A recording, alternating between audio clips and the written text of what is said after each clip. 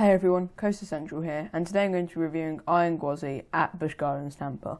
This ride is insane, and today I'm going to be going fully in depth and talk about everything that this ride has to offer.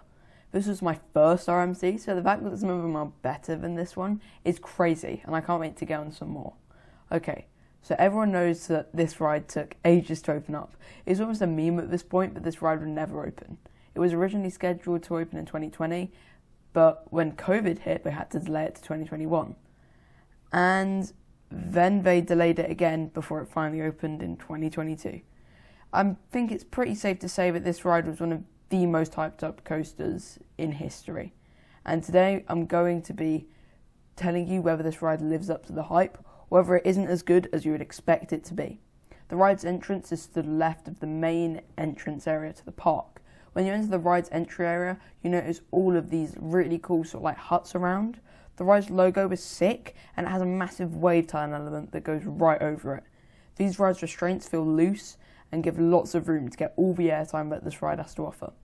The ride's dispatches are pretty slow, however, and usually this ride is running 3 or 2 trains, which means that you'll be waiting a long time on the final brake run. The main ride experience consists of some crazy stats that I want to talk about first. This is the world's steepest and fastest hybrid coaster, with a drop of 91 degrees and a speed of 76 miles per hour. This thing is also crazy tall, with a height and drop of 206 feet.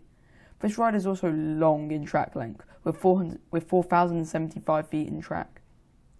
All in all, the stats of this ride are extremely impressive, but I think it's about time to talk about the layout, which is what makes this ride so good. The ride starts off by leaving the station and taking a small left-hand turn that soon dips down into a fun sort of airtime pop.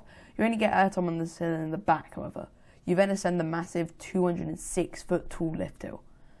No matter how many coasters you've been on, this will terrify you. Before you know it, you're staring over a 91-degree drop all the way back down. This lift hill actually slows down when you go over this, so you are just terrified as you lean over a drop, especially in the front row. And this drop is one of the best elements on the ride. You get fantastic sustained ejector airtime all across the train.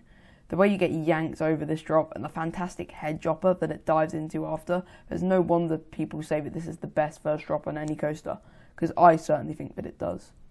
After the insanity that is the first drop, you get your picture taken, so make sure to smile for that. You rise up into a massive outer bank turn that gives great airtime as well as good whip from in and out of the element. You come tumbling back down before rising up into the element I was most excited for. The death roll sort of lived up to the hype, however I thought it was one of the worst elements on this ride, which is surprising. Don't get me wrong, it's still insane. The way you whip around at high speeds as well as getting airtime is nothing short of crazy. I actually expected to feel like you're going to die more, as the nickname would reference. You enter a huge overbanked turn that has a violent whip out of it, that sort of gives some airtime as you exit it. Then you rise back up and suddenly snap 90 degrees to form a wave turn that gives great airtime when you're sideways. I was confused when I realised what was happening as well. Being sideways and also getting airtime is really weird, and in all seriousness, this element is crazy and is so enjoyable. You dive under the main lift hill and start to enter the second half of much smaller and fast-paced, snappy elements.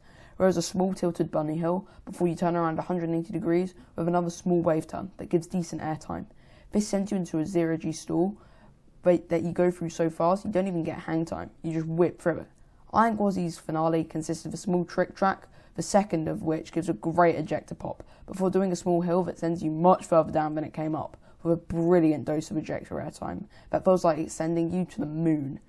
You twist around a bit before hitting the brake, ending your ride. So this coaster is obviously incredible and no doubt the best I have been on, but let's rank it on my 5 different categories anyway and then give it an overall score. For pacing, this coaster is 10 out of 10. It's one of the most fast-paced ride experiences of all time. And for airtime, this ride is no different, getting a 10 out of 10. It just constantly throws you out of your seat to a point where you are tired out after riding. For intensity, I will give it a 9 out of 10. As it doesn't have long positive G-force moments, and instead is intense in a way where it just doesn't stop throwing elements at you. For fear factor, I will give it a 9 out of 10, as it is absolutely massive, and that wood structure just looks so grand. For layout, I will give it a 10 out of 10, since this layout is near perfection.